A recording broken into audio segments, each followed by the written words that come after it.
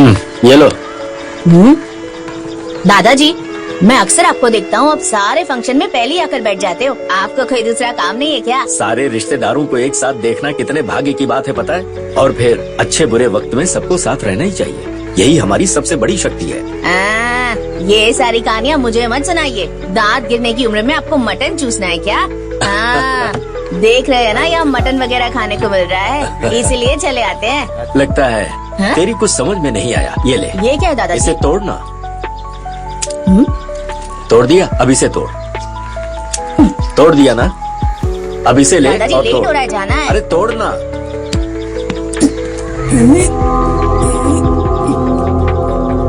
नहीं टूट रही ना? ऐसा ही होता है, अगर अलग है तो तोड़ना आसान होता है, पर अगर हम सब मिलकर साथ रहेंगे ना तो दूसरा हमें हिला भी नहीं सकता।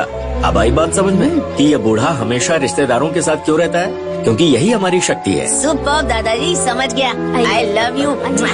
ये जो परिवार के साथ मिलजुल कर रहते हैं, इनका नाम है प्रियमल। जैसा नाम है वैसे ही ये इंसान भी है। इनकी पहली बीवी का नाम है सरला, जिनके गुजरने के बाद इन्होंने सुभद्रा से शादी की। सुभद्रा सरला के बच्चों के साथ और अपने पति प्रेमल के साथ खुशी खुशी जी रही है। ये है काशी, सरला का बड़ा बेटा। ये इंसान अपने लिए कभी किसी से कुछ नहीं लेता, बस दूसरों को हमेशा देता ही रहता है। ऐसा दिलदार इंसान है ये काशी। ये है ममता, काशी की छोटी बहन। ममता अपनी बेटी की शादी अपने भाई के बेटे शक्ति से करवाने के सपनों के साथ जी रही है। काशी का दूसरा भाई हरि बीवी के देहांत के बाद 2 बच्चों के साथ अपने भाई के परिवार के साथ जी रहा है, राम के लिए लक्ष्मण के जैसे। काशी का छोटा भाई धर्मराज सिंगापुर में बहुत बड़ी आईटी कंपनी में नौकरी करता था, लेकिन अचानक ले ऑफ में अपनी नौकरी खोने के बाद इस बारे में किसी को कुछ भी बताए बिना अपने भाई के परिवार को खुशी से अपने साथ रखा है। इस दौरान कार कंपनी में काम करके जो पैसे उसने बचाए हैं, उन पैसों से खुद का बिजनेस करना है, ये इस धर्मराज का सपना है। ये है सुभद्रा का बड़ा बेटा मयूर।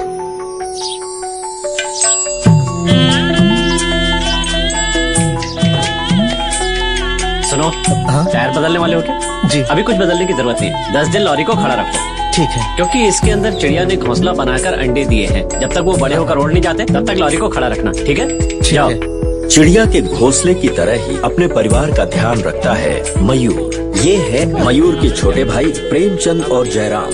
कोई नौकरी करने के बजाय ये दोनों शराब और जुआ खेलते हैं और अपने भाई के दया पर जीते हैं। ये मयूर का सबसे छोटा भाई है आकाश। कहते हैं कि बच्चे और भगवान एक समान होते हैं। ये जिस भाषा में बात करता है उसे सिर्फ बच्चे ही समझ सकते हैं। ये है शंकर बाबू, हमेशा हंसते हंसाते जिंदगी बिताने वाला एक अच्छा इंसान।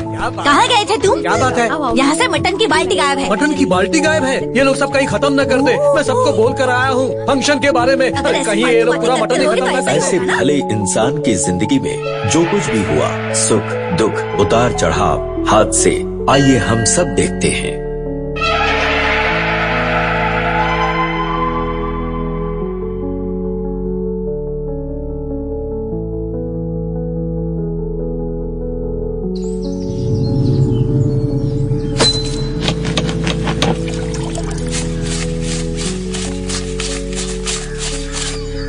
क्या कैलाश?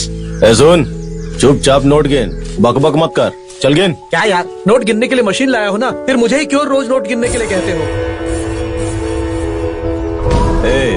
ये दुनिया में हमको कुछ पसंद है ना, तो वो है नोट गिनने का सरसर का आवाज, इसलिए चुपचाप गिनता रहे। पैसा पैसा पैसा, ये शख्स पैसों के अलावा कभी किसी चीज के बारे में नहीं सोचता। इसका नाम है कैलाशपति। 1 मिनट रुको चाचा। आखिरी नोट जाली है, उसका आवाज अलग था। हे भगवान।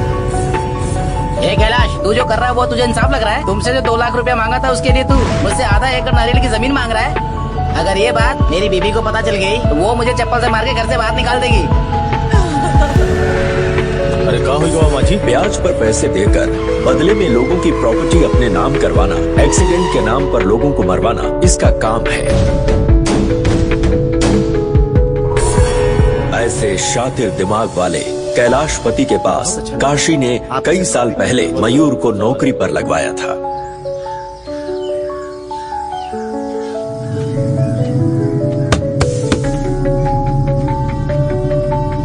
रुक जाओ। ये राशन का सामान तुम लोग यहाँ क्यों उतार रहे हो? भाई ने यही उतारने के लिए कहा। ए, तुमसे रुकने के लिए कहा ना? कहाँ जा रहे हो? चलो वापस रखो। तू जा रे, जा। ए, तुझे पता है तू क्या कर रहा तू है? बीच में क्यों आ रहा है? जा, जाकर अपना काम कर। ए, अरे उसे रोको। अरे मैं सब देख लूंगा ना, तू जाकर हिसाब ए किताब कर। मधु, कबो कबो माल भरते हैं, कबो कबो उतरवाते भी हैं, तुम नहीं समझोगे। इस तरह के घटिया काम में मैं तुम्हारा साथ नहीं दे सकता। मुझे तुम्हारी नौकरी नहीं चाहिए। इस तरह गलत रास्ते से पैसा कमाने वाले कैलाशपति से दुश्मनी मोल लेकर मयूर ने अपनी अलग से लॉरी कंपनी की शुरुआत की। ये लो, खूब तरक्की करना और खूब नाम कमाना। जी भैया। ये क्या है? बड़ी माँ का नाम है भैया, उनका आशीर्वाद चाहिए ना हमें। कैलाशपति के सारे ग्राहक ईमानदारी से काम करने वाले मयूर के पास जाने लगे और वो तरक्की करने लगा। सब ऊपर वाले। कैलाशपति के बुरे दिन आ चुके थे। वो अपना सब कुछ खो चुका था। बाकी बची हुई 2 लॉरी के सहारे रेत उठाकर वो अपना धंधा किसी तरह चला रहा था। बहुत समय हो गया, जल्दी जल्दी करो, कहीं गांव वाले ना देख ले। अरे कौन है रे? किसका फोन है? फोन बंद नहीं कर सकते? हमें से किसी के पास नहीं है। ये आवाज कहीं और से आ रही है। देखो कौन है।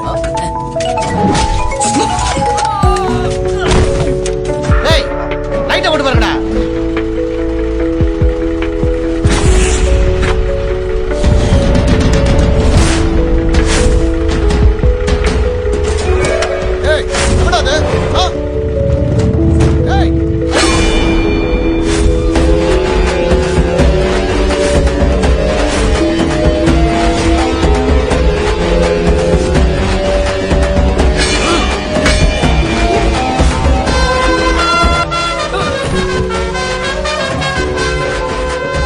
शक्ति, पता है ना तू किससे पंगा ले रहा है? बिना वजह फटे में टांग मत अड़ा, निकल ले, इसको खत्म कर देंगे। अरे देख क्या रहे हो, मारो इसको।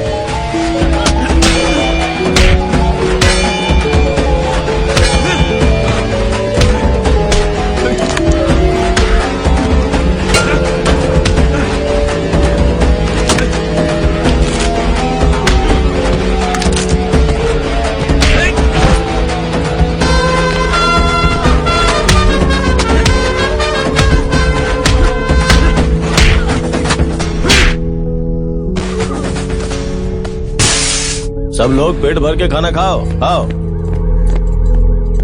ए कैलाश, नदी की रेती चोरी करने के जुर्म में मैं तुम्हें गिरफ्तार करता हूँ। चलो। अरे ये सब क्या है? हम जो खाना खा रहे हैं वो पाप की कमाई का है, हमें नहीं खाना। अरे सुनो, कोई खाना नहीं खाएगा, चलो। हाँ, चलो चलो चलो। हाँ भाई, चलो। उस गाँव में चोरी करके खाता है और हमें उसी चोरी के पैसे से फंसाता है। ना क्या कीजिए? चलो यहाँ से।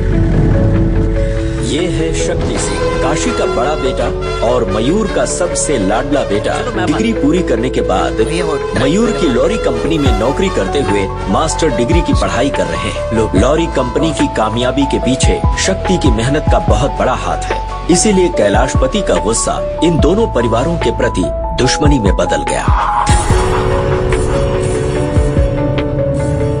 अगले रामपुर जिले का लॉरी ओनरशिप एसोसिएशन इलेक्शन में सबसे ज्यादा वोट हासिल करके अपने मयूर जी को सारे यूनियन मेंबर्स की तरफ से तहे दिल से अपना चेयरमैन मानते हैं। और कैलाश के ऊपर बहुत सारे इल्जाम होने की वजह से हमारे सारे यूनियन के लोग इस कैलाश को हमेशा के लिए बेदखल करते हैं।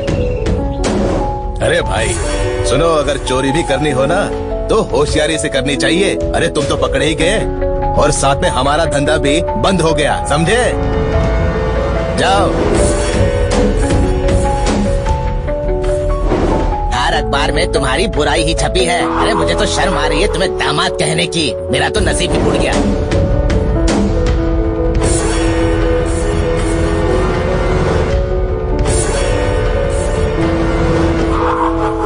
शक्ति भैया, छोटा सा प्रॉब्लम है। विजी को 2 घंटे से कॉल कर रहा हूँ, वो फोन नहीं उठा रही। क्या बोल रहा है तू? जंगल में किसी कवरेज के लिए जा रही हूँ ऐसा कहा था। मुझे बहुत डर लग रहा है। ठीक है, तू फोन रख, मैं देखता हूँ।